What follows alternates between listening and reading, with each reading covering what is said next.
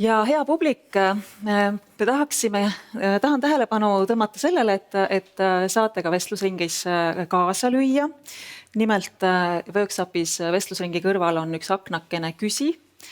Ja näitan siis veel kord, kuvame praegu seda Workshopi tunnussõna, et liitu üritusega ja siis noored 26. Ja meil on ette valmistatud paar küsitlust, rahvaküsitlust, mida ma paluksin nüüd ka kuvada ja need on täpselt siis sealsamas selle vestlusringi nupu juures. Vestlusringi juures päevakavas on selline nupp, mille nimi on ülesanded. Et kes te siin ka saalis istute ja ma muidugi oleks võinud varem hoiatada, et logige Workshopi sisse, aga workshop.com ja siis join event või liitu üritusega ja noored 26. Ja siis kerite päevakavas alla kõige viimase ühikuni aruteluring ja seal on nupp ülesanded. Nii, ja meie esimene publiku küsimus kõlab nii, et kas seda õnnestub ka ekraanil näidata? Juba tulevad vastused. Esimene küsimus, ma häälin selle välja ka, et kas teie arvates on tänapäeva 16-aastased paremini, sama hästi või halvemini ette valmistatud isiklikeks ja ühiskondlikeks otsusteks võrreldes teie endaga samas vanuses? Teie, kes te oletegi selles vanuses, siis on teil keeruline vastata, aga kõik ülejäänud, kes on pisut vanemad, saavad siis selle üle mõtiskleda ja selle vastuse anda. Ja mulle tundub siis, et see paremini on hetkel liider, aga ka halvemini on siiski esindatud vastustes. Hetke ootame, saavad need vastused veel tekkida. Ütleks siiski, et 3 korda rohkem inimesi arvab, et paremini kui et halvemini. Hea teada ja väga julgustav. Me kindlasti heidame ka hiljem veel lõplikele tulemustele pilgu, aga aja kokkuhoiu huvides läheme edasi järgmise küsimuse juurde. Kui te kerite allapoole, siis saate anda hääle järgmisele küsimusele. Kui suur osa noorte otsustest on teie hinnangul mõjutatud sotsiaalmeediast? Ja vastuse variandid on väga suur, pigem väike või väga väike. Usun, et me saame seda tulemust ka varsti kuvada ja pisut taas ootame, kuni on jõutud hääli anda.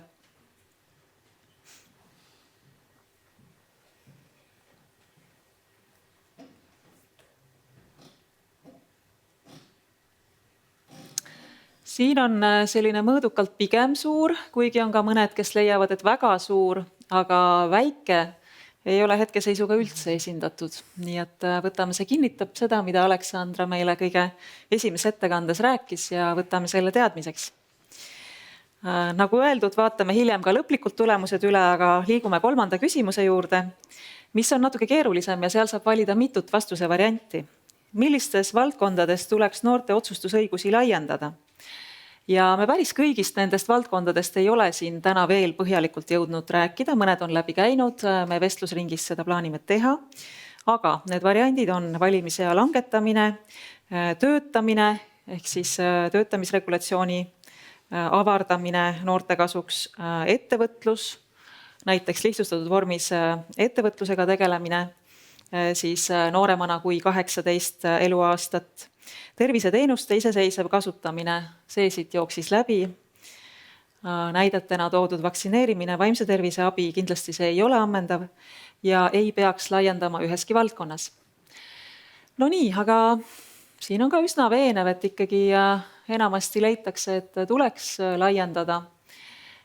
Ei peaks laiendama, on väga vähe esindatud ja terviseteenuste üle, siis terviseteenuste kasutamise üle iseseisev otsustamine on hetkel liider, aga ka ettevõtluses käeproovimine lihtsustatud vormis ja valimisiga ja töötamisvõimaluste avardamine siis alaealiste jaoks on hetkel või ütleme koolikohustuslike inimeste jaoks on hetkel siis kõige vähem populaarne, aga siiski tublisti esindatud. Suur aitäh nende vastuste eest ja aitäh kaasa löömast ja selles küsitluses. Nii et üldiselt inimesed on optimistlikud selles osas, et noored on hästi ettevalmistatud otsustamiseks, otsustusõigusi tuleks avardada, aga samas sotsiaalmeedia mõju on ikkagi ka suur. Läheksime, Aleksandra, ma jälle, kui võimalik, alustan seda vestlusringi taas sinust. Sa oled võib-olla juba sooja saanud siin eelnevalt. Ja meil mõni aeg tagasi oli Arenguseire Keskuses üks praktikant, Tallinna Ülikooli politoloog Oleksi Špak, tema on Ukraina päritolu, ja kirjutas meile ühe blogiloo, mida me siiamaani loeme suure huviga, sest et see on lihtsalt, ütleme, ta oli 20-aastane sel hetkel ja see oli see lakmuspaber, mida me siis selle nagu noorte arvamusena endale oleme meeles hoidnud. Ja ta kirjutas nii, et olulisim probleem, millega noored iga päev kokku puutuvad, on populism ja lühivormis esitatud teabe tarbimine. Inimesed, eriti noored, soovivad kiireid lahendusi, mille saavutamiseks ei pea liigselt pingutama. Noored kuulavad ja usuvad pigem 30-sekundilist videot, kus räägitakse, kuidas oma elu paremaks muuta, kui et loevad mõne erakonna 15-leheküljelist programmi, milles kirjeldatakse vajalikke muudatusi ning seda, kuidas need inimeste elu mõjutavad. Mõned laused jätsin praegu vahele ja siis oli tõdemus, meie keskendumisvõime on halvenenud. Samas artikli kokkuvõttes oligi ta optimistlik. Usun, et meie põlvkond lahendab need probleemid peagi. Tulevikus ei ole sotsiaalmeedia mõju nii kahjulik kui tänapäeval, sest praegu on murekohaks inimeste puudulikud meediaoskused. Kas sa jagad seda optimismi, et see vähene meediapädevus on see, mis hetkel tingib seda võib-olla teatud manipuleeritavust noorte seas või kiirema nende samade 30-sekundiliste lühivideote õnge minekut ja tegelikult see probleem võiks ajas paraneda. Kas sa näed paranemise märke või kas sa usud paranemisse? No esiteks võib-olla, kui rääkida populismist, siis ma arvan, et see ei ole eksklusiivne üldse tänapäeva maailmale. Ma arvan, et kui tuua see 100 aasta tagune näide, siis siin see on täiesti relevantne. Et kui praegu seda iseloomustavad 30-sekundilised mingid videoklipid, siis see sisu on täpselt sama, kasutatakse täpselt samu strateegiaid, lihtsalt võib-olla seda saab teha natukene paremini ja võimendatumalt ja rohkem. Aga ma arvan, et see populismi küüsi langemine ei ole ainult noorte probleem, ma arvan, et see on täiskasvanute probleem täpselt samamoodi. Ma arvan, et kui on halvasti, siis on halvasti ja siis hakkad seda uskuma, et tõenäoliselt saab luua seosed, mida haritum on inimene, seda vähem tõenäolisem on see, et ta langeb sinna õnge. Aga kui rääkida kriitilise mõtlemise oskusest, siis ma arvan, et seda, kuidas siis seda meediat nii-öelda talletada ja ennast siis piisavalt distsiplineerida, et lugeda läbi see erakonna info, mitte see videoklipp, siis ma arvan, seal on 2 komponenti. Ma arvan, ühest küljest kindlasti on see haridus, et kui sul on need ajaloo ja ühiskonna teadmised, siis kui sa oled läbi võtnud kõik ajaloo, siis kui sul tuleb see video ette, kus öeldakse, et ma ei tea, teeme marksistliku revolutsiooni Tartuses, nii halvasti on, siis sa tead, et see tegelikult ei ole hea idee, sa lihtsalt ei lähe sellega kaasa näiteks. Aga ma arvan, teine pool on see, et sa oskad siis kriitilised analüüsid, ehk seda teha, milleks ma ei tea, ma isiklikult väitlen hästi palju. Eestis tegelikult on neid organisatsioone, näiteks Arutlev kool ja Eesti väitlusselts, mis aktiivselt koolitab välja õpetajaid ja siis aitab neil implementeerida näiteks seda, et sa analüüsidki mingit artiklit ja leiad sealt mingid vastuargumendid ja pooltargumendid ja oskadki enda arvamust siis avaldada. Et ma arvan, et meil tegelikult on need ressursid ja ma isiklikult näen küll, et aeglaselt kõik koolid hakkavad neid omaks võtma, et seda probleemi on märgatud ja sellega tegelikult tegeletakse, et ma arvan küll, et ma olen optimist selles osas. Ma küsin siia juurde kiiresti ka selle, et sellest Pirko Tõugu ettekandest tuli välja, et noored tegelikult spetsialistidega konsulteerivad suhteliselt vähe siis olulisi otsuseid tehes. Seal oli valimised ja kooli valiku otsused. Et milles on asi, et miks siis näiteks nende karjäärispetsialistidega ikkagi päris vähesed üksnes nõu peavad või õpetajatega näiteks arutada valimisel osalemisega seotud küsimusi. Et kas neid spetsialiste on liiga vähe või neid ei usaldata või mingid muud mured, miks seda otsustusstrateegiat nii vähe kasutatakse, nagu välja tuli? No ma arvan, usalduses võib kindlasti olla probleem, aga ma arvan, et üks probleem on veel selles, et noored on hästi teadlikud. Ma arvan, nad teavad teoorias, mis need eneseregulatsiooni oskused on ja see, et ma ei tea, ära õpi liiga palju, siis sa põled läbi või samas distsiplineeri ennast, siis sa saad hakkama.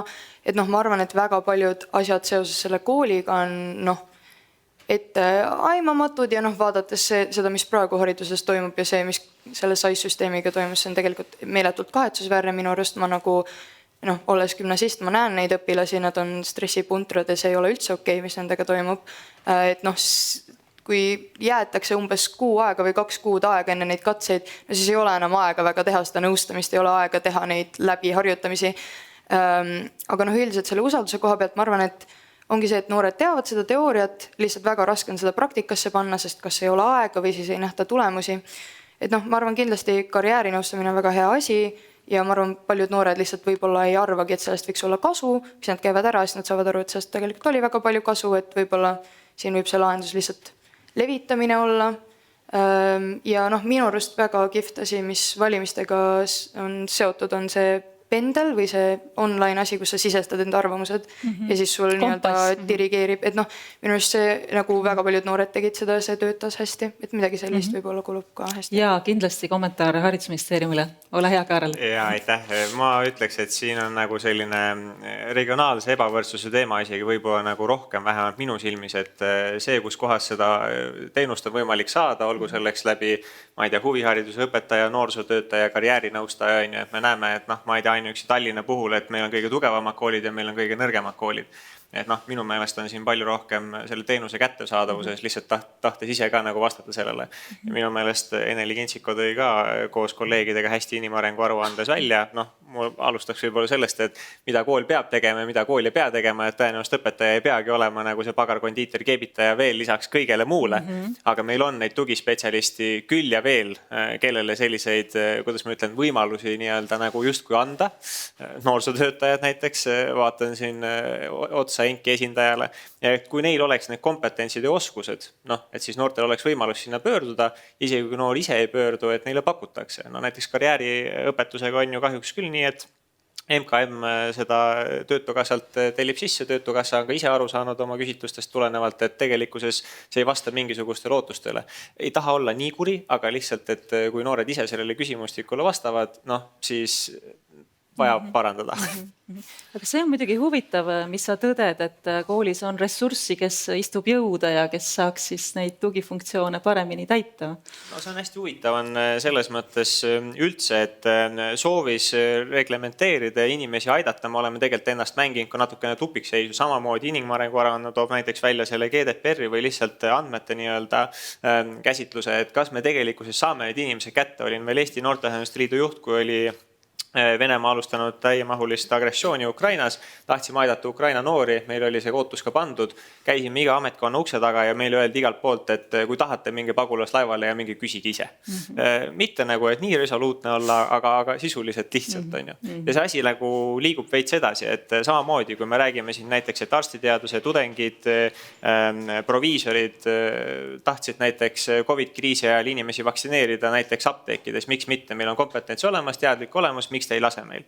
Noh, samamoodi näiteks vaimse tervise abi nagu kättesaadavus, et meil tegelikkuses on ju justkui spetsialiste, kes on koolitatud.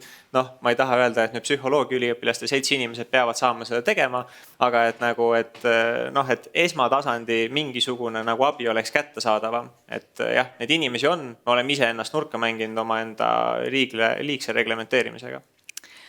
Me tuleme, Kaarel, sinu juurde kindlasti tagasi. Ma tahan vahepeal sisse tuua Kristi, kes muide töötas hiljuti õiguskantsleri büroos, et võib-olla see küsimus, et miks siis mingeid asju andmekaitse regulatsioonid ei luba teha ja kuidas selleni jõuda, et oleks teenused kättesaadavamad. Tavaliselt nad on ju erinevatel isikuandmete kaitse kaalutlustel ja mõned muud kaalutlused on ju, mis siin mängu tulevad. Aga tegelikult, kui sa soovid, Kristi, sa võid seda kommenteerida, aga tegelikult ma tahaks kuulda sellest, et kas nende jäikade eapiiride määramise vahel ja siis võib-olla siis, et kas me langetame eapiiri allapoole täisealisusest või me jääme selle täisealisuse nõude juurde, kas selle vahel on ka mingi kolmas tee, mis on selline kaalutletud otsustamise toetamine, otsustesse kaasamine ja milliseid otsuseid sellisel moel teha saab? Lihtsalt repliigi korras siis võib-olla seda, ma arvan, et andmekaitse teemat selle kohta teeme järgmise seminari eraldi. Et väga lihtne vastus on ju see, et Eesti ei saa üksi seda otsustada, et isikuandmete kaitse üldmäärus on nii-öelda otsekohalduv kõikides Euroopa Liidu riikides, et see on täitsa eraldi probleemipundar, mida arutada. Aga tulles selle laste autonoomia nii-öelda rakendamiseks võimaluste andmise juurde, et kuidas riik võiks siis küsida endalt, et mis on need võimalused, reguleerida seda sel viisil, et noored saaks enne 18. eluaastat mingeid valikuid teha, siis ma korraks veel sellise väga väikese vahe meeldetuletusena tahaks peatuda sellele, et miks üldse see autonoomia toetamine on oluline, et tegelikult lisaks sellele, et see on kõigi inimõigusdokumentide alusväärtus, on ju meil teadusest teada see, et see on ka inimese kaasasündinud põhivajadus ja Pirko oskab mind kindlasti siin täiendada, et USA psühholoogid Ryan ja Dici, kes on üle 30 aasta uurinud seda, kuidas inimese autonoomia töötab, on ikkagi oma uuringutega selgelt ära tõestanud selle, et autonoomia toetamine on seotud vaimse tervisega, heaoluga, suhete kvaliteediga, motivatsiooniga. Nii et lihtsalt tahtsin üle rõhutada sellest, et see ei ole nagu juristide pärusmaa, et miks on meil vaja autonoomseid kodanikke, nagu me täna oleme võib-olla kõige rohkem peatunud osalusdemokraatial, aga tegelikult nii-öelda inimeseks olemise tuum on see enesemääramine. Nii, ja nüüd ma tulen selle küsimuse juurde, et meil ongi siis mingis mõttes tehniliselt 2 valikut, mida riigid, nii Eesti kui teised riigid ka kasutavad, et kas sätestada seadustes siis mingid kindlaid madalamaid vanusepiire. Kui kiirelt tuua paar näidet Eestist, et siis näiteks pärimisseaduse järgi saab vähemalt 15-aastane iseseisvalt teha testamenti. Kirikute ja koguduste seaduse järgi saab vähemalt 15-aastane astuda iseseisvalt koguduse liikmeks. Ja nii edasi, neid näiteid on rohkem, kus siis ongi valitud see, et meil on seaduses kindel madalam vanusepiir. Nüüd teine, ja see kindlasti on halduskoormuse mõttes lihtsam tee, sellepärast et meil keegi ei pea analüüsima, meil on kindel vanusepiir ja me lihtsalt lähtume sellest. Mis on selle lähenemise puudus, on see, et ta ei võimalda arvesse võtta individuaalseid küpsemise eripärasid, et nagu Pirko ka välja tõi, et tegelikult ju lapsed küpsevad individuaalselt ja seda ka teadusest on teada, et see nende kompetentsus sõltub väga suurel määral sellest, kui palju nende kasvukeskkond võimaldab neil kompetentne olla. Nii-öelda, eks ole, et me täna ei ole peatunud perel ja ei jõua sellel pikalt peatuda, aga ikkagi lapse autonoomia kasvulava on perekond. Ja selle kohta jälle on ka väga palju teadusuuringute näiteid. Nii. Ja teine lähenemine siis sellele konkreetsele eapiirile on siis see selline individuaalsuse arvestamine, et luua mehhanism, mis võimaldab siis noorel lubada mingit õigust kasutada või mingit otsust teha, kui ta on selleks piisavalt kompetentne, et keegi peab siis hindama selle noore pädevust ja kompetentsust. Ja mis need rakendusvaldkonnad on? Valimised ilmselt vist ei ole? Valimised ei ole, et siin ongi tegelikult, ma siia valmistudes otsisin ka teaduskirjandusest siis toetust nii-öelda enda mõtetele ja ideedele, et need valdkonnad, kus saab sellist lähenemist rakendada, on need, kus selle otsuse tegemisel see noor nagunii puutub kokku kellegiga, kes on otsustaja või spetsialist nii-öelda. Ja ma toongi kohe 3 näidet, mis ongi siis need valdkonnad, kus seda kõige enam saab kasutada. Esiteks tervishoid, et see oma keha üle otsuste tegemine, oma tervise üle otsuste tegemine on ikkagi nii baasiliselt enesemääramist puudutav küsimus, et ka ÜRO lapse õiguste komitee on selgelt öelnud, et me peaks lubama noorematel kui 18-aastastel. See tuli ka meie küsitluses esikohale. Just. Ja Eesti seadus on selles küsimuses väga progressiivne, et võlaõigusseaduses on selline säte, mis siis ütleb, et et noor, kes on piisavalt võimeline kõiki selle otsuse poolt ja vastu asjaolusid vastutustundlikult kaaluma, see on täpselt see seaduse sõnastus, saab siis ise anda patsiendina nõusoleku. Ja tervishoiutöötaja ongi see, kes hindab, kas see noor, ja me räägime praegu alla 18-aastastest, et siin võib-olla segadust ei tekiks, et noored oli laiem rühm, eks ole, aga kui me räägime seaduse võimalustest kuidagi eriregulatsioone rakendada, siis me räägime alla 18 alaealistest just. Nii et tervises ei ole meil vanusepiiri ja selliseid riike on veel, Soome, Rootsi, Austria, kus siis see ongi jäetud tervishoiutöötaja otsustada, sest et ta nagunii peab selle ravisuhte käigus intensiivselt selle noorega suhtlema ja arutama ja ta saabki hinnata seda, kas see noor saab aru nendest kasudest ja kahjudest.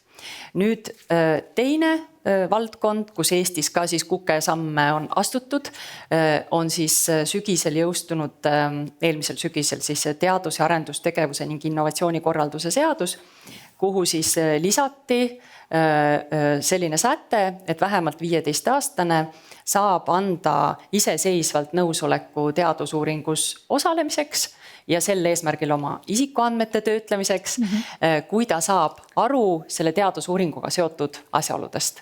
Jällegi, et tegelikult hästi oluline arvamusvabaduse teostamise võimalus osaleda teadusuuringutes ja seal on jälle olnud väga suured andmekaitselised takistused mingis mõttes, kus teadlased ei taha seda suurt koormust endale. Siis teadlased, esiteks väga hea näide, selles mõttes me siin enne rääkisime, et noortele peaks andma võimaluse harjutada lihtsamate otsustega, see tundub täpselt olevat see, aga kas nüüd need teadlased peavad siis iga üksikut uuringus osalejat hakkama hindama? Noorte puhul, see on väga hea küsimus, sest mina ise, kui ma seda sätet loen, siis jälle üks eraldi debatt, et mina praegu, minu isikliku arvamuse kohaselt oleks võinud see säte jääda selle juurde, et 15-aastased saavad seda otsust teha, sest see on luba ainult mitte sekkuvates uuringutes osalemiseks. Ma ei näe, et seal oleks selliseid riske. See on tegelikult arvamusvabaduse teostamine, et sinna oleks pidanud selle hinnangu klausli lisama. Nii. Ja kolmas valdkond selgelt, mida ka rahvusvaheliste suuniste järgi, kus peakski noortel olema palju rohkem otsustusõigust, on siis neid puudutavad kohtuvaidlused. Ja üks väga suur valdkond on siis perekonnaõiguslikud kohtuvaidlused, kus siis Eesti näitel jällegi on siis meil tsiviilkohtumenetluse seadustikus selline säte, mis ütleb, et vähemalt 14-aastane piisava otsustus- ja kaalutlusvõimega laps saab ise esitada kaebuse kohtumääruse peale teda puudutavas perekonna asjas, eks ole. Et need on need näited, mis kinnitavad või illustreerivad siis seda, et sellise konkreetse lapse või noore kompetentsuse individuaalsel hindamisel põhinev selline autonoomia võimaldamise mudel on rakendatav ikkagi nendes valdkondades, kus tekivad sellised otsesed või vahetud kontaktid selle täiskasvanuga, kes seda teeb ja ka, mis teaduskirjanduses on välja toodud, et riigi poolt on adekvaatne selline argument, et kui see, ütleme sellistes valdkondades, kus see oleks väga suure mahuga, saab riik öelda, et see halduskoormus oleks ebaproportsionaalselt suur nii-öelda, et kui me teame, et iga päev 10 ja 100 inimesed nii-öelda noored teeks seda taotlust, et siis me peaks looma terve mingi uue süsteemi, et kuidas seda kompetentsust hinnata. Nii et selles mõttes, et see on üks lähenemisviis, aga ikkagi tulen tagasi selle perekonna juurde, et tegelikult paradoks on selles, et täna kõik lapsed ja noored saavad olla nii autonoomsed, kui nende vanemad nendel võimaldavad. Sest tegelikult, kui me räägime ükskõik mis otsustest, terviseotsustest, haridusotsustest, kui on selline kodu ja kasvukeskkond, kus lapsega arutatakse maast madalast need küsimused läbi, siis ju tegelikult vanem, kuigi võib-olla seaduse mõttes see, kes selle mingi avalduse täidab või nii-öelda peab allkirja kuskile panema, on lapsevanem, aga kui see lapsevanem mõistab, miks see lapse autonoomia toetamine on oluline, et see on tema lapsele kasulik, kui ta maast madalast võimaldab tal otsustada, siis tegelikult nendest lastest kasvavad väga autonoomsed ja hästi nii-öelda riske kalkuleerivad ühiskonnaliikmed. Ja lihtsalt, et mitte pikalt seda eetriaega ära võtta, tahan lihtsalt ühe näite tuua oma teadustöö valdkonnast, mis ongi siis tervishoid ja lapspatsiendi autonoomia.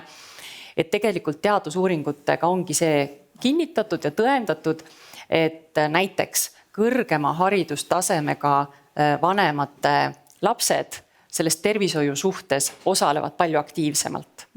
Et, ja saavad see nüüd selle õppimiskohustuse pikendamisega läheb hästi kokku. Just. Aga hästi, just see oli väga informatiivne, mulle tundus, et ka optimistlik, et meil tegelikult astutakse neid samme selles suunas, et siis nende otsuste puhul, kus on see vahetu kontakt täiskasvanuga, et seda varasemalt kaasata, et seda noore kaalutlust arvesse võtta. Johanna, pöörduksin sinu poole ja küsin, et millised need trendid laiemalt siis noorte autonoomia osas on? Ma tean, et ei tea, vaid olen päris isegi, ütleme siis nii, et eelisinformeeritud sellest, et Arenguseire Keskuse tellimusel Tulevikuuuringute Instituut praegu noorte autonoomiaga seotud trende kaardistab ja ka stsenaariumeid koostab. Need ei ole küll veel valmis, aga nendest trendidest, et palju meil on neid pärituuli, mis puhuvad selle autonoomia kasvu suunas ja kui palju on neid vastutuuli ja mis need on? Ja aitäh, Tia. Tõesti hea meel, et Eesti Tulevikuuuringute Instituut selles noorte autonoomia tulevike teemas saab kaasa rääkida ja ka mõju luua. Võib-olla alustuseks ma just ka võtaksin kinni sellest eelmisest teemaarendusest, miks autonoomia on oluline ja mulle tundub, et selles tänases arutelus üks selline pool on jäänud natuke käsitlemata, et me oleme hästi palju rääkinud, tegelikult me oleme nendest trendidest juba palju rääkinud, et mis mõjutab siis noori indiviididena, aga ma tahaksin laiendada seda siis just sinna tulevike vaatesse, et hästi palju jääb mulje, et me oleme ära unustanud selle, mis päriselt kaalul on, et miks päriselt seda autonoomiat vaja on. Ja kui me vaatame pikaajaliselt ühiskonna ees seisvaid muutuseid, siis need saavad olema hästi ulatuslikud. Peaksime rohkem pildi tooma seda, et lisaks sellele, et teha neid individuaalseid haridusotsuseid, siis nagu see ühiskonna elus suurte otsuste tegemine, mille vastuseid me ei tea, mis tuleb laiemalt kokku leppida, et see ei jääks, et meil oleks sellist arusaama, et noor nüüd mingi hetkeni, kas see vanus on siis 17 või on ta siis 24 või 26, kui ta on noor, et siis otsustan oma hariduse, pere ja muudes asjades ja siis korraga pean lahendama kliimakriisi, majanduse konkurentsivõime, tehnoloogilised üleminekud ja muud asjad. Et hästi meeldis see autojuhtimise metafoor enne ja ma hakkasin mõtlema, et üks viis, kuidas me võiksime sellest mõelda, on see, et kogu ühiskonnana me oleme sellised tulevikulinna arhitektid praegu, meie täiskasvanutena. Ja selles tulevikulinnas see linn peabki siis olema kliimakriisi kindel, nutikas, tehnoloogiline, ta peab arvesse võtma siis erinevaid arenguid seal haridussüsteemis, ka sündimuse pikaajalisi arenguid. Et kas noored saavad selles ühiskonnalinna ehitamises kaasa rääkida? Kas me küsime, kuidas nemad seda tulevikulinna ette kujutavad? Kuidas see peaks välja nägema? Või on nad lihtsalt meie ettekujutuses need elanikud selles tulevikumaailmas? Et see üks suundumus võiks ikkagist olla üha rohkem siis ka küsida noorte endi käest. Et see on siis see, mis me ka tuleviku... Sisuline kaasamine. Sisuline kaasamine, nii. Aga kuidas seda siis teha, et ehk tuuagi siia selline nagu ajaperspektiiv juurde? Euroopa Komisjon on just välja andnud põlvkondade üles õigluse strateegia, kus neid probleeme ka üha rohkem lahatakse.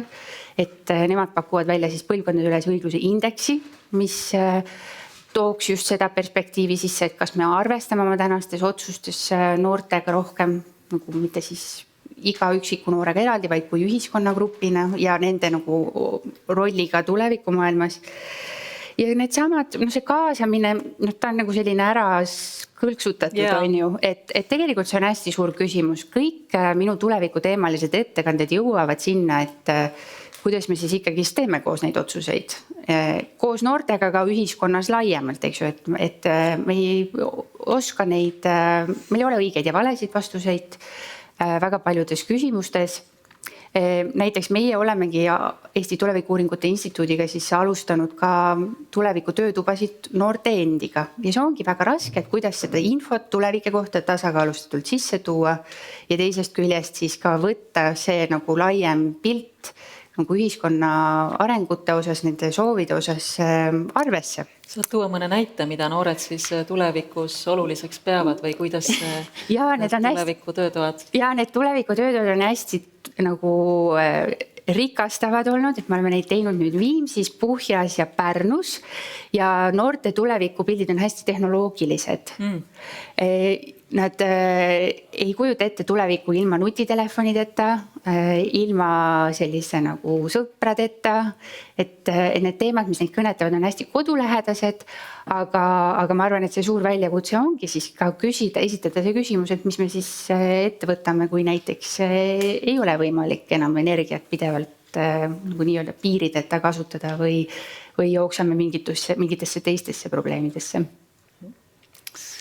Aitäh, väga põnev, Kaarel.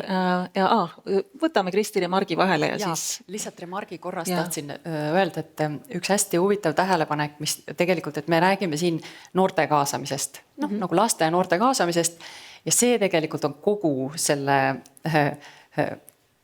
kõigi lapsi ja noori ja nende osalust puudutavate küsimuste paradoks, et need on eraldi arutelud ja eraldi konverentsid, kus me räägime noorte kaasamisest ja kus me räägime täiskasvanute kaasamisest ja enne ei muutu mitte midagi, kui me hakkame korraldama neid, see on põlvkondade ülene probleem.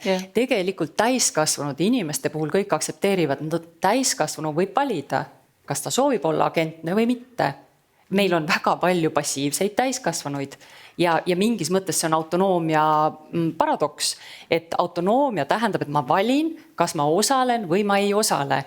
Aga noored on vestlustest ka seda välja toonud, et kõik noored ja lapsed ei soovi nagu nendel platvormidel osaleda, et see õpilasesindus, noortekogu, nad soovivad väiksemates rühmades, nagu pere, kogukonna, suguvõsa sellel tasandil, eks ole. Et tegelikult seda tuleb ka arvestada, et kui me räägime nii-öelda kaasamine, kasutame seda sõna, kuigi me teame, et see on natuke halb sõna, eks ole, et lihtsalt, et kuidas inimesed osaleks rohkem oma elu puudutavate küsimuste lahendamisel. Siis ei ole vahet, kas on laps, noor või täiskasvanu. See probleem on põlvkondade ülene ja tegelikult meil on need silotornid nagu nendes aruteludes ka, eks ole. Lihtsalt selline remark.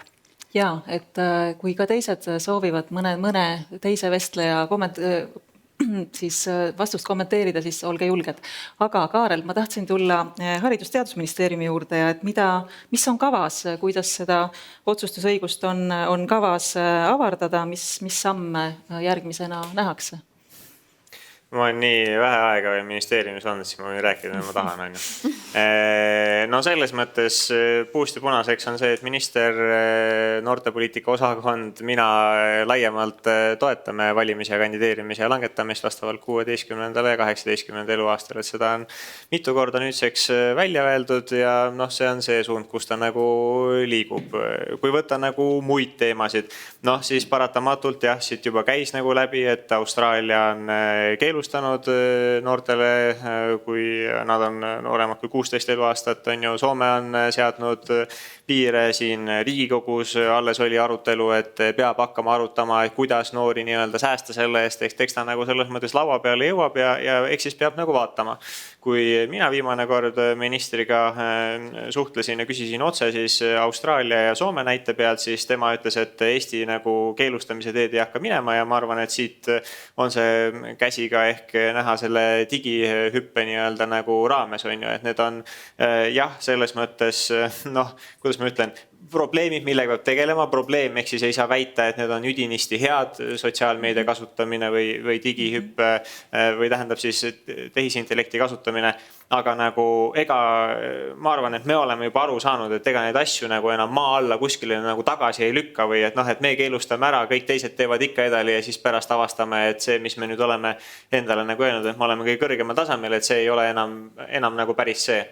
et selles mõttes mulle tundub ja ärge võtke seda ka nüüd kogu ministeeriumi seisukohana, aga et me pigem üritame ikkagi leida niimoodi, et need tehnoloogilised lahendused aitaksid inimest edasi parimal võimalikul moel. Ja jah, eks meie käest on ka selles mõttes küsitud muuhulgas, kui MKM eelmise aasta aprillist hakkas arutama seda, et millisel moel siis noored saavad töötada. Et millisest east alates, kas nad tohivad alkoholi käidelda, millised on need nii-öelda rasked tööd ja niimoodi on ja. Et eks me ka pigem andsime sellise soosiva võib-olla nagu mõtte kaasa. Ja siin on samamoodi, et näen seda aega tiksumas, aga ikkagi ütlen välja, et miks. Et kohati on ju see, et ma ei tea, näiteks alkoholi käitlemine, 16-aastane, kuidas ta veab siis seda ette, et ta ju puutub selle kokku ja jumal teab, hakkab ise jooma. Äkki ikka nii hullust ei ole, et Saksamaal 16-aastasel on see juba nagu legaalselt lubatud. Me räägime sellest, et kas on üldse võimalik nagu ette kanda. Et kui me räägime lihtsalt sellest, et need noori on üle 20 000, 10% kogu ühiskonnast, olgugi metoodika võib olla kaheldav, aga et me oleme kõige suurema noorte töötuse määraga nagu Euroopas, siis hakkavad lihtsalt perspektiivid minu jaoks võib-olla nagu paika loksuma. Need on mingisugused teemad, peab tõdema, et me muuhulgas nagu ei tegele nii aktiivselt, et nüüd tahaks kuskile midagi määrata või nagu ära võtta. Välja arvatud õppekohustus, aga sellest juba rääkisin vist. Ma vaatan korra publiku seas ringi. Kas on kellegil soovi sõna sekka lüüa? Seal on küsimus ja kui saaks ka mikrofoni toimetada seal tagareas. Vabandust, seal oli ka küsimus, võtame järjest. Ja aitäh, väga huvitav on olnud kogu see arutelu ja võib-olla üks praktiline mõte või idee lõpetuseks, või mitte päris veel lõpetuseks, aga siia, et on olnud jutuks, et praktilist õpet on rohkem koolis vaja, et väikeseid osalusvõimalusi, et see peab täiskohaga osaluskogus olema. Ja siis on olnud jutuks, et otsustamisele eelnev etapp on mõtlemine, koos mõtlemine, võib-olla ei pea kõike kohe otsustama, aga selle mõtlemise harjutamine. Et siis kas meil on Eestis olemas või võiks olla võib-olla ka mingi digilahendus või selline platvorm, kuidas nii avalik sektor kui ka ettevõtted, kodanikuühendused saaksid äkki oma jooksvatesse probleemidesse jooksvalt ka noori kaasata. Et näiteks pannagi üles mingisugused oma küsimusi, on see siis nagu noori puudutav otsus kuskil ministeeriumis, kuna ta on kõik inimesi puudutav, või on ta näiteks ettevõtte käes olev mingi väike huvitav küsimus või mõne MTÜ käes, mida üritatakse lahendada ja mõni 14-aastane võiks väga häid lahendusi pakkuda ja selles nagu kaasa mõelda, et kas meil kuidagi on midagi sellist või võiks äkki olla, mis saaks nagu lihtsamalt kõiki väikeste ampsudena kaasata. Haridus- ja Noorteametis oli ühel hetkel põhimõtteliselt selline nagu programmi idee mõte, mis oli sisuliselt nagu ideede Tinder, et sul on võimalik sinna siis koondada arvamused kokku ja siis noorte käest nii-öelda tagasisidet saada, aga siin just õpilasesinduste esindaja ka ütles, et võib-olla 60 lehekülje etteviskamine pole nagu kõige parem, et siis mõtled, et näed, noor on passiivne, et ta ei viitsinud mulle midagi öelda.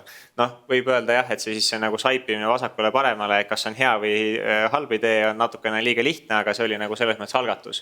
Kuigi see projekt teatud põhjustel on praeguses hetkeks seisul, siis kasutame olemasolevaid variante, aga ei välista, et see ka tulevikus jälle tagasi tuleb. Et see on lihtsalt üks viisidest olnud, aga neid vorme on.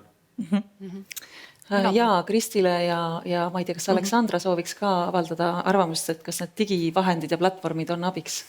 Mina tahtsin hoopis remargi korras, mitte digilahendusi käsitleda, mis kindlasti on üks väga hea meede.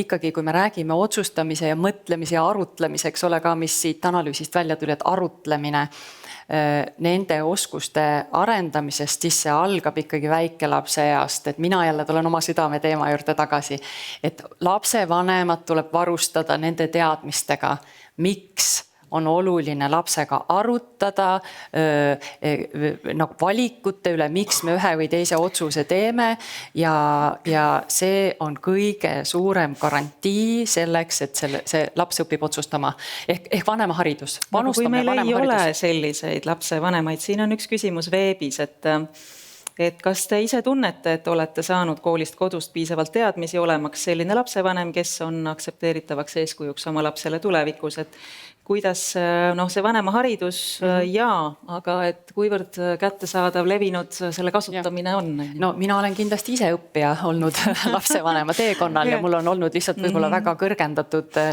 huvi, kuidagi lihtsalt mind on huvitanud see valdkond väga palju ja raamaturiiulid aina nagu kasvavad, mis puudutab nii-öelda üldse kasvatust ja selgelt see on personaalne ja igal inimesel ei ole võib-olla sellist vajadust nii palju selle teema vastu huvi tunda ja seepärast kindlasti meie ajal seda ei olnud, aga täna üha enam räägitakse sellest, teadlased räägivad sellest, et seda lapse vanemaks olemist ikkagi gümnaasiumi haridus juba peaks hakkama mingil määral käsitlema ja meil on ikkagi Sotsiaalministeerium ka erinevaid vanemaharidusprogramme ellu kutsunud, imelised aastad ja see, ma tean, on üks ministeeriumi prioriteet, et vanemaharidusprogrammid oleks kättesaadavad kõigile vanematele, ka nendele vanematele, kes võib-olla ise ei lähe seda küsima. No igal juhul Kaarel koolile tuli siit jälle üks uus ootus juurde, mida haridusministeerium peaks silmas ja võib-olla peabki juba silmas selles mõttes, et täiesti nõus, lihtsalt ükskõik mis teemat me alustame, me jõuame selleni, et koolis peaks seda rohkem ja paremini käsitlema. Ja ma olen öelnud varasemalt teises ametis seda 3 haridus- ja teadusministrile, nad olid kõik väga positiivselt meelestatud, kui ma neile läksin seda ütlema, ei olnud. Et selles mõttes jah, see õppekavade muutmine on nagu oluline teema, aga ega siin see meelestatus ongi võib-olla nagu olulisem, et siin õppekavade taha sellest nagu nüüd nii pikalt nagu rääkida, et praegu on ju ka võimalik sisendit anda, et eks nüüd need õppekavad on jälle muutmisel, aga ma arvan, et siit võib-olla see inimese poole pealt nagu tuligi välja, et milline on tegelikkuses selle õpetaja ja lapsevanema soov ja arusaam. Mulle tegelikult meeldis see Postimehe artikkel, mis sa kirjutasid sellest duaalpatsiendist, mis põhimõtteliselt nagu käsitles seda, et et arst küsib vanemalt, sest et tal on seda mugav teha ja lapsevanemal on siis mugav ära rääkida, aru saamata, et tegelikkuses see, kes seal on, see oli see duaalpatsient, keda sa mainisid, on ju, et tegelikult on nagu see, et see on lapse tervise mure, see on tema kasvamine, on ju, et meil on vaja tegelikult selliseid inimesi, kes saavad aru, et ei, ma ei küsi nagu tingimata lapsevanemat, ma küsin lapse käest ja seda oleks nagu läbivalt vaja, aga Aleksandra, ma tahaks korra veel sinu juurde tulla, et kas esiteks oli siin küsimus sellest, et kas selline mingid erinevad digikeskkonnad, kus noored saavad siis ka kaasa lüüa, et kuivõrd nagu noored päriselt oleksid nagu õhinas ja valmis seda kõike tegema ja võib-olla natuke laiemalt ka see otsustamiseks vajalik objektiivne ja usaldusväärne info, et selle kättesaadavus tuleb ta siis kodust, koolist või et kui sa neid teemasid saaks pisut avada? No esiteks ma arvan, et see digikaasatus ei ole kunagi kõige parem variant, sest ma kujutan ette, et kui seal on mingi küsimustik, siis sa täidad selle ära ega sinu nägu ega seal on lihtsalt su andmed ja su nimi. Ma arvan, et see kaasatus peaks igal juhul olema näost näkku ja sellisel arutelu viisil. Et ma arvan, et see ei ole kõige parem variant või kindlasti seda võib teha, aga ma arvan, et seal tekib ka see küsimus, et mis ajendaks noort võtma aega oma päevast, et täita ära hästi pikk küsimustik mingi ettevõtte kohta, kus ta tõenäoliselt väga mingit tagasisidet ei saa, kus ta mingit otsest nagu kasu ei saa tagasi. Et ma lihtsalt ei näe, et see väga tõenäoline oleks, et hästi paljud sellele niimoodi vastaks. Aga selle kvaliteetse info osas, ma arvan, et nagu see statistika, mis ma enne välja tein, noored lihtsalt ei eelista neid traditsioonilisi allikaid, nad ei loe ERR-i, nad ei loe neid valimiskampaania mingisuguseid pädevaid veebilehti. Ja ma arvan, et see probleem ongi selles, et nagu enne siin ühes küsimuses tuli ka, et kas noored on rohkem valmis tegema neid häid otsuseid või neil on rohkem informatsiooni. Neil on rohkem informatsiooni, aga seda raskem on sõeluda välja seda päris tõest informatsiooni ja siin tuleb vahet teha ka sellele, et on nagu täielik valeinfo ja demagoogiaga on ka nagu moonutatud info, mida sa moonutad natukene enda kasuks, et see võib olla korrektne statistika, aga seda lihtsalt esitletakse valel viisil. Seda ongi nagu ülimalt keeruline niimoodi lahti mõtestada ja ma olen nõus, see peaks ka tulema kodus, see tuleb sellest, et sa loed kirjandust, see tuleb sellest, et sa arutad õhtusöögi lauas seda, mis päeval juhtus ja ma ei tea, mida see poliitik ütles, mingeid erinevaid taktikaid ja see on nagu see ongi ülipikk protsess ja seda nii-öelda üritada nagu lahata gümnaasiumi lõpus või pärast seda veel hiljem on nagu liiga hilja. Aga kas sa toetaksid siis valimise langetamist, arvestades kõiki neid muresid, mis sa välja tõid? Me räägime praegu Europarlamendi valimistest kontekstis, aga tegelikult ju vahet ei ole, üks parlament puha on ju ka Europarlament langetab otsuseid, mis on Eestit väga vahetult mõjutavad. Ma ei tea, kas ma oskan sellele vastata või ma arvan, et see suur probleem, minu arvates suurim probleem on ikkagi see kihistumine, sest et ma oskan tuua välja grupi noortest, kes võiksid 14-aastaselt hääletada, ma võin tuua grupi inimesi, kes ei peaks 25-aastaselt hääletama nagu realistlikult. Et ma arvan, et kui, no ma saaksin vastata sellele võib-olla paremini siis, kui noored läheneksid küsimustele sarnaselt ja neil oleks sarnane haridustase ja noh, mitte ainult sarnane haridustase nagu diplomi alusel, aga ka see, et neil ongi kättesaadavus sellele, et nad teevadki tunnis mingid kriitilise analüüsimise ülesandeid ja neil on väga hea kirjandusõpetaja, kes annab neile neid materjale. Jah. Nii, kella vaadates äkki jõuame veel paar küsimust võtta publikust. Seal oli üks juba ootel ja võtame järjest. Ja ma küsin selle ära, ma tahtsin küsida just nende juba kehtivate vanusepiiride kohta ja samas tegelikult ka nende teiste juba näiteks toodud olukordade kohta, kus tõusetub see küsimus, et kas noortel võiks olla juba enne 18-aastaseks saamist ise otsustamise õigus. Et kas me ei võiks nüüd neid kehtivaid vanusepiire juba vaadata kas või nende samade uuringus välja toodud otsustamist mõjutavate faktorite või kriteeriumide alusel. Et siis meil oleks nagu, ütleme, selline teaduspõhisem otsustamine.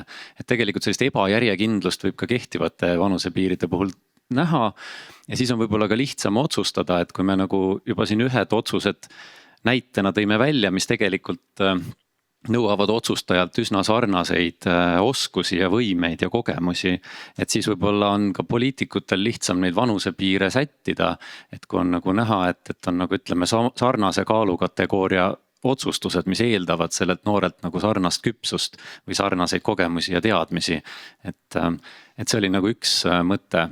Ja teine ikkagi selle kohta ka, võib-olla repliik siis, et pered on erinevad ja ma arvan, et perede võimalus siis ka oma lapsi ette valmistada on sellest tulenev väga erinev. Aga mida riigina või ühiskonnana saab nagu kontrollida on see, mida siis lasteasutustes lastega tehakse. Nii lasteaias kui koolis ja ma arvan, et oluline on muidugi see, mis on seal õppekavas, aga veel olulisem tegelikult on see, et kuidas see elu seal päriselt on korraldatud. Ja seda saab teha juba lasteaiast alates koolist rääkimata. Ja mulle tundub, et see on nagu üks võtmekoht praegu, sest see on see koht, kus tuleviku lapsevanemad ja kõik tulevad sealt lasteaiast ja koolist. Ja kui nad on juba maast madalast tunnevad, et tegelikult on see selline kaasamise ja toetatud otsustamise kogemus olemas, siis miks nad ei peaks täiskasvanuna tegema selliseid hästi läbikaalutud otsuseid? Ja, kas siin on sisuline vastus või? Mul on üks kiire sisuline vastus ka, et mis natuke johtub ka sellest eelnevast sellest, et justkui iga küsimus laotakse uuesti kooli kohustuseks. Ma olen ka selle suhtes väga kriitiline, aga me ei ole saanud rääkida sellest, et see ei tähenda seda, et kindlasti peab õppekavasse mingi uue mooduli lisama. See tähendab seda, et muutuma peab koolikultuur. Ehk siis see õppe ei toimu sellest, mida mulle räägitakse, et on nii, vaid kuidas täiskasvanud laste ees käituvad. Ehk milline on nende eeskuju ja inimõiguste õpe näiteks toimubki eelkõige käitumise põhjal. Kas täiskasvanud austavad lapsi, kui täiskasvanu austab last, siis laps austab täiskasvanud, see on tõde, mis ei vaja nagu isegi kuidagi eraldi mingit põhjendamist. Et selles mõttes ma olen absoluutselt nõus, et me ei pea iga kord nagu allergiliseks muutuma, kui räägitakse sellest, et kool peaks midagi käsitlema, sest see käsitlus ei tähenda tingimata seda, et õppekavasse ilmub mingi uus moodul, vaid seda, kuidas vahetunnis räägitakse lapsega, seda, kuidas sööklas. Või selle sama ühiskonnaõpetuse aine sees. Absoluutselt, ja et see on lõimitud, et see on hoiakud ja suhtumine tegelikult lastesse. Just küsisin omaenda teismeliselt kodus, kui nüüd viimased omavalitsuste valimised olid, et kas koolis siis ühiskonnaõpetuse tunnis avati siis natukene selle valimistega seonduvat ja kuidas üldse seal navigeerida sellel maastikul. Ja ta ütles mulle, et see oli ju 8. klassis, et ma enam küll ei mäleta, mida seal räägiti ja praegu mul ju seda tundi ei ole. Ja selline näide, aga ma nüüd pean tegema karme valikuid, võtaksime ühe küsimuse veel publikust ja teil on märkus ja küsimus, teeme nii, ja. Õppekava kohta võiksid rääkida ka need, kes õppekava teooriat tunnevad. Nii et kui me läheme tagasi selle teema juurde, milliseid otsuseid noortele usaldada, siis küsimus on, mida ei puudutatud siin, milline on noorte kogemuste, õpilasesinduste ja siis aine, ühiskonnaõpetus ja nii edasi ja teaduse vahekord. Nii et need tuleks omavahel seosesse viia. Praegu on need täiesti eraldi ja sellest ei soovita isegi rääkida. Peamine oleks just nimelt õppekava ja praktika seostada, aga mitte rääkida, et õppekava on hea, aga praktika on mingi teine. Need peavad omavahel seostatud olema, aga mitte rääkida, et üks on üks ja teine on teine. See kinnitab väga hästi seda, mis siin just jutuks oli. Suur tänu ja viimane küsimus. Pigem repliik, mitte küsimus. Siin on mitu korda kõlanud see formaalhariduse külg, et mida kõike peaks formaalharidus tegema. Mida Kaarel korraks edukalt mainis, aga mis on häbiväärselt vähe siin kõlanud, on tegelikult ju mitteformaalne haridus ja noorsootöö roll väga tugevalt nagu selles, et neid noori selles toetada, et anda neid esimesi madalava leveli osaluskogemusi, et anda seda toetust ka näiteks sellisel juhul, kui lapsevanemal seda pädevust, oskust, võimalust, aega, mida iganes ei ole. Noorsootöö on väga sageli see, mis on nii-öelda nende õppekava läbivate teemade ja üldpädevuste liimija ja sinna nagu kokku panija. Ja mida võib-olla tahaksin ka öelda, et kui enne oli küsimus selle kohta, et mida HTM teeb selle jaoks, et nagu noori rohkem nagu toetada, siis sellest küll räägitakse avalikkuses vähem, aga meil on ju tegelikult praegu on käsil noortevaldkonna ühendseaduse siis väljatöötamiskavatsuse lauale tulek, mis on väga oluline selles osas, et kehtestades ka noorsootöötajatele kvalifikatsiooninõuded, tõsta seda standardit, seda ebavõrdsust, millest ka Kaarel rääkis, seda nagu rohkem ühtlustada ja muuta seda vähem selliseks sotsiaalmajanduslikest tingimustest nagu sõltuvaks. Suurepärane kommentaar, ma kahjuks ei saa enam sõna anda, suurepärane kommentaar, millega otsad kokku tõmmata ja ma võtaksin siis selle tänase niimoodi kokku. Siin oli ka küsimus, et kas nüüd selle uuringu valguses saab kõik eapiirid täppis mõõdistada ja väga täpselt paika panna. Et siis mis siit ikkagi kujunes oli see, et jah, neid eapiire saab allapoole korrigeerida, teatud küsimustes tuleb mänguga see kaalutletud otsustamise tehnikad ja strateegiad, siis noorte kaasamine neid puudutavatesse otsustesse. Et jah, saab, aga, ja see aga on see, et kas me suudame luua selle keskkonna, mis annab seda või pakub seda usaldusväärset ja objektiivset infot ja toetab noori siis nende otsustega kui nad on nende otsustega rinda pistmas.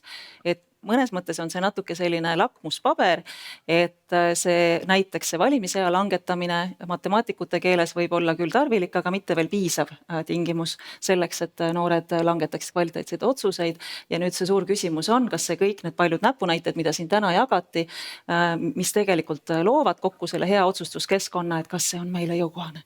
Loodame, et on, hakkame juba homme peale. Suur aitäh kõigile, kes te meid kuulasite, läksime ka pisut üle aja, seda enam olen tänulik.